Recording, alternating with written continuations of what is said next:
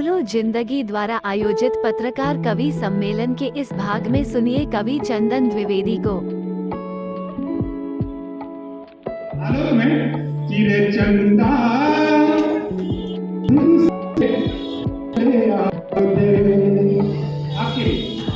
चिरे चंदा फिर से चले आओ दे कि दूध कटोरी मिलके बाटे, दूध कटोरी मिलके बाटे, अब ना रहो परदेस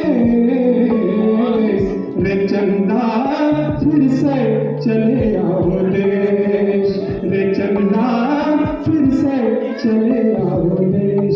चंदन लगी देता हूँ कि पत्रकार किन परिस्थितियों में कवि बनता है, आपसे पढ़ेंगे कि जमी नहीं आसमां का अनुभवी होना पड़ता है, जमी नहीं आसमां का अनुभवी होना पड़ता है, गैरों के पास खुद से अजनबी होना पड़ता है। बहुत अच्छा है। जमी नहीं आसमां का अनुभवी होना पड़ता है, गैरों के पास खुद से अजनबी होना पड़ता है, और जब मुल्क में हो नफरत और इश्क में सियासत, जब मुल्क में हो नफरत और इश्क में सियासत, तब तक पत्रकार को कवि होना पड़ता है, तब तक पत्रकार को कवि होना पड़ता है। बहुत धन्यवाद। रत्ना दीदी बैठी है। कोरोना काल में जो संक्रमण की स्थिति थी और उन दौरान जब राष्ट्रीय मंचों पर अभी काफी चर्चित साहित्यकारों का इंटरव्यू कर रही थी, गीतकारों का इंटरव्यू कर रही थी, उन दिनों में हमारी कविता उन तक पहुंची थी, जिसका जिक्र उन्होंने मनोज मुंशी जी से किया था और उनका साधुवाद मुझे मिला था। तो आपको धन्यवाद, आभार सार्वजनिक रूप से इस मंच से मैं कर रहा हूँ। और क्या था पत्रकार की, पत्रकार कौन है? जितनी हमने विपदा झेली, जितनी हमने विपदा झेली उतना दमखम आया है। अच्छा, जितनी हमने विपदा झेली उतना दमखम आया है, हर विपदा पर जो हर विपदा पर जो भारी हो वो पत्रकार बन पाया है, वो पत्रकार बन पाया है। चार चार पंक्तियां मुक्तक ही सुनाऊंगा और एक गीत जिसकी चर्चा इन्होंने की है सुनेंगे कि घनी जुल्फों का साया हो रहा है, घनी जुल्फों का साया हो रहा है, इश्क फिर से नुमाया हो रहा है। समीर भाई सुनिए कि घनी जुल्फों का साया हो रहा है, इश्क फिर से नुमाया हो रहा है, मोहब्बत के तलबगारों सुनो तुम, मोहब्बत के तलबगारों सुनो तुम, किसी का दर्द जाया हो रहा है, मोहब्बत के तलबगारों सुनो तुम, किसी का दर्द जाया हो रहा है। और एक प्रयोग देखेंगे कि सुंदर सीपी देख रहे हैं, सुंदर सीपी देख रहे हैं, पानी पीपी देख रहे हैं, सुंदर सीपी देख रहे हैं, पानी पीपी देख रहे हैं, को क्या देखेंगे, जी बस डीपी देख रहे हैं, जीडीपी को क्या देखेंगे, जी बस डीपी। आज जो है उसको समझा कि दिन से या फिर रात से ज्यादा करते हैं, दिन से या फिर रात से ज्यादा करते हैं, क्या लिखे हर बात से ज्यादा करते हैं, और इश्क के बारे में हमसे कुछ मत पूछिए, इश्क के बारे में हमसे कुछ मत पूछिए, हम अपनी औकात से ज्यादा करते हैं, हम अपनी औकात से ज्यादा करते हैं। और हमारे लिए कविता क्या है, पत्रकारिता जो है उस रूप में है हमारे लिए। व्यक्तिगत रूप से मैं तो सोचता हूँ कि हमारे लिए कविता ये है कि हमारी भावनाओं का अनुपम बीज है कविता, हमारी भावनाओं का अनुपम बीज है कविता। वाह वाह, माँ का जीव किया है और प्रिया का तीज है कविता। वाह वाह, अच्छा है। हजारों दुख जहाँ पर लीन होकर सुख में परिणत हो, हमारी चाहनाओं की वही ताबीज है कविता। तो जब अल्पमत में था तो बहुमत बन गई कविता, हृदय जब अल्पमत में था तो बहुमत बन गई कविता, समर में कारगिल में अटल बनकर तन गई कविता।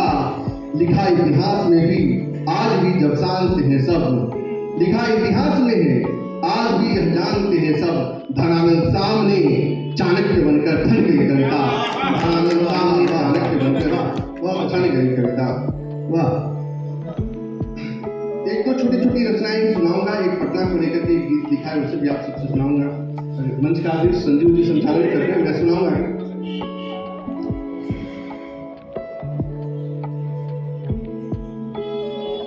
सुखन की रात लिख रहा हूं मैं, सुखन की रात लिख रहा हूं मैं, भीने जज्बात लिख रहा हूं मैं, तेरी चुप्पी कहीं पागल न कर दे, तेरी हर बात लिख रहा हूं मैं, तेरी हर बात लिख रहा हूं मैं। और मैं शायर सा हूं जबकि तू है, मैं शायर सा हूं जबकि तू है, तेरी सांसों से जब तक गुफ्तगू है, तेरी तस्वीर सामने रखकर तेरी जज्बात लिख रहा हूं मैं, तेरी हर बात लिख रहा हूं, तेरी हर बात लिख रहा हूं। बड़े समंदर भी नदी भी है अकेले, समंदर भी एक शेर हमने लिखा था समुद्र को लेकर के कि मेरी कल्पना में नदी स्त्री और समुद्र पुरुष, और जो परिणति है नदी और समुद्र की, उस पर एक चित्र लिख रहा हूं कि नदियों का समंदर में समाना सबने देखा है। आप सब नारी शक्तियां हैं, आगे बच्चे भी हैं नारी शक्तियां, उनको नमन करके बोल रहा हूं कि नदियों का समंदर में समाना सबने देखा है, समंदर से नदी का लौट आना किसने देखा है। लाचार ही नदियों की उल्टा बह नहीं सकती, समंदर कितना जालिम है ये नदियां कह नहीं सकती, समंदर कितना जालिम है ये नदियां कह नहीं सकती। तो इसी पर लिखा कि समंदर भी नदी भी है अकेले, अधूरे ख्वाब और यादों के मेले, कलम हाथों में है उम्मीद तब तक, मिलन की रात लिख रहा हूं मैं, तेरी हर बात लिख रहा हूं मैं, तेरी हर बात लिख रहा हूं। एक गीत पटना को लेकर के लिखा है संजीव भाई, आप इस गीत को नहीं सुनेंगे और आप सबके लिए भी नया है, कहीं कहीं सोशल साइट पर वो गीत चल रहा है, एक दो जगह कवि सम्मेलनों से निकला है। तो पटना के लड़कों के लिए, पटना की लड़कियों के लिए, देखिए हम पत्रकार लोग अखबार के न्यूज लिखते हैं, हम अपना व्यूज नहीं लिख सकते, तो भावनाओं का जो कतरन अखबार से बच जाता है उसे कविता के रूप में इस्तेमाल करके वहां अपने व्यूज डालते हैं। तो वहां ये हमारी एक कोशिश है, सुनेंगे इस रूप में। एक बार ताली बजा के आप लोग बंद कीजिए थोड़ा सा। बेड़ा पार हुआ है पटना में, वाह बहुत अच्छा, दिल का बेड़ा पार हुआ है पटना में, पहला पहला प्यार हुआ है पटना में, दिल का बेड़ा पार हुआ है पटना में, पहला पहला प्यार हुआ है पटना में, बाकी शहरों में अक्सर होता होगा, दिल्ली से आए भाई, बाकी शहरों में अक्सर होता होगा, लेकिन पहली बार हुआ है पटना में। मेरे साथ एक बार गाइए आप लोग, दिल का बेड़ा पार हुआ है पटना में, पहली पहली बार हुआ है पटना में, बहुत अच्छा, बाकी शहरों में अक्सर होता होगा, लेकिन पहली बार हुआ है पटना में। और एक दिन रचना हूं, एक दिन कि शाम ढली फिर चांद खिला, आई तुम गंगा तट, शाम ढली चांद खिला, आई तुम गंगा तट, मेरी तेरी तेरी मेरी आहों नीली प्यारी करवट, आहों ने बाहों को घेरा, बाहों ने आहों को घेरा, सांसों में झंझा का डेरा, पूर्णमासी की बेला में शुरू हुआ फिर भारी झंझट, शुरू हुआ फिर भारी झंझट। क्या हुआ है? जीना अब दुश्वार हुआ है पटना में, दिल का बेड़ा पार हुआ है पटना में, पहली पहली बार हुआ है पटना में, पहला पहला प्यार हुआ है पटना में। और नए जो पॉइंट है प्रेम के, नए नए जगह स्थापित हुए हैं पटना में, मैं उस ओर थोड़ा सा ले जाता हूँ कि दीघा पुल से सेल्फी लेकर मरीन ड्राइव पर जाना, आज यूथ जा रहे हैं यहाँ तो सभी युवा है, दीघा पुल पर सेल्फी लेकर मरीन ड्राइव पर जाना, दीघा पुल से सेल्फी लेकर मरीन ड्राइव पर जाना, और सभ्यता द्वार को छूकर इंस्टाग्राम सजाना, दो कदमों की दूरी पर अपना दम घुटता है, याद अभी भी आता है वह आंखों का कह जाना, क्या दूरी से इनकार हुआ पटना में,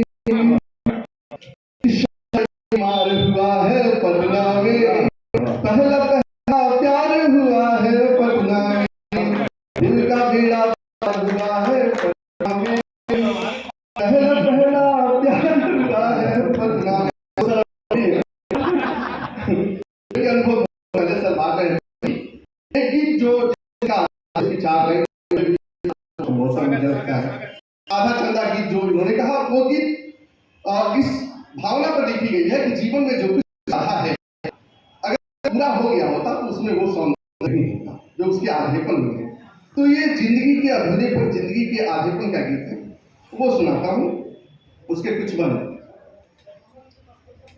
आधा चंदा तेरी छत पर, आधा चंदा मेरे पास।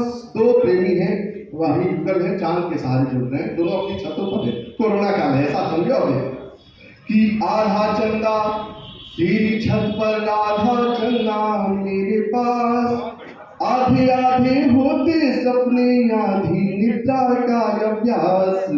आधा चंदा तेरी छत पर, आधे पन में पूरे पन का ये कैसा आभास हुआ। आधे पन में पूरे पन का ये कैसा आभास हुआ। आधी आधी इन सांसों का आधा ही मधुमास हुआ। आधा चंदा तेरे छत पर। और आधा क्या है जो बहुत सुंदर है? आधे शिव है, आधी गौरा, अर्धनारीश्वर पुराना। वाह वाह। आधे शिव है, आधी गौरा, अर्धनारीश्वर पुराना। आधी आधी सांसों से ही पूरा होता प्राणायाम। आधा चंदा तेरी छत पर। एक प्रेमी के लिए आधा क्या है? आधे पलक झुका देती हो, रुक जाती है पूरी सांस। वाह वाह। आधे से पूरे पल का क्या है? वाह। आधे पलक झुका देती हो, रुक जाती है पूरी सांस। आधे पलक उठा देते पूरा आकाश। आधा चंदा तेरी छत पर। अब तो चीचड़ का जमाना आ गया, गाना हुआ करता था चर्चा जिसकी लिखे जाते थे, खत के अलग अलग संबोधन होते थे। वो प्रेम पत्रों का कितना इंतजार हुआ करता था, प्रेम पत्र की लेखन शैलियां हुआ करती थी, उसके विशेषज्ञ हुआ करते थे भाई कुमार मुकेश जी। तो वो एक जमाना, और आज एक अपनी उत्तेजनाओं, अपनी भावनाओं को क्षण भर में कह देने की जल्दबाजी का जमाना। दोनों के बीच जो अंतर है और उसका जो सौंदर्य था उसके बारे में जयप्रताप सिंह जी ने बड़े शायर में उन्होंने लिखा था कि सब फैसले होते नहीं सिक्के उछालकर, सब फैसले होते नहीं सिक्के उछालकर, ये दिल का मामला है जरा देखभाल कर। और मोबाइल के इस दौर के आशिक को क्या पता रखते थे खत पे कैसे कलेजा निकाल कर। तो उसी खत से, उसी का एक संबोधन है ये प्राण के आधार जो प्रेयसी ने लिखा है। वो प्रेमी को पत्र वर्षों बाद मिलता है और उसके पन्ने इतने पुराने हो गए कि वो खत जैसे ही खोलता है पन्ने आधे आधे हो जाते हैं, प्राण अलग आधार अलग हो जाता है। उस संकल्पना पर, उस भावना पर एक लाइन सुनेंगे कि आधे खत का पूरा हिस्सा, आधार कहीं और प्राण कहीं। आधे खत का पूरा हिस्सा, आधार कहीं और प्राण कहीं। आधे खत का पूरा किस्सा, जिस्म कहीं और जान कहीं। आधा चंदा तेरी छत पर। और आधा क्या है जीवन में जो बहुत खूबसूरत है?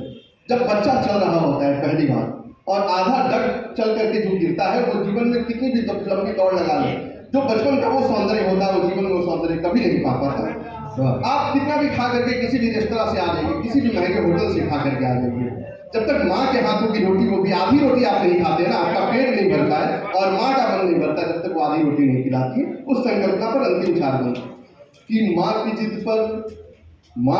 पर आधी रोटी खाने का जो स्वाद मिला। माँ की जिद पर आधी रोटी खाने का जो स्वाद मिला। आधा डग मेरे चलने से पित को जग आबाद मिला। आधी झुकी कमर दादी की झुकती हुई। आप स्मरण कीजिए बचपन में जाइए, अभी भी जो बच्चे हैं देखिए दादी जब सीखा होंगे कैसे चल रहे हैं और सौंदर्य इनके चलने का है। आधी झुकी कमर दादी की दादाजी करते उपहास। देखो क्या जान रहे हो। आधी झुकी कमर दादी की दादाजी करते उपहास। आधे का सौंदर्य कैसा आधे में ही सबकी सांस। आधा चंदा तेरी छत पर। बहुत बहुत धन्यवाद, बहुत बहुत आभार।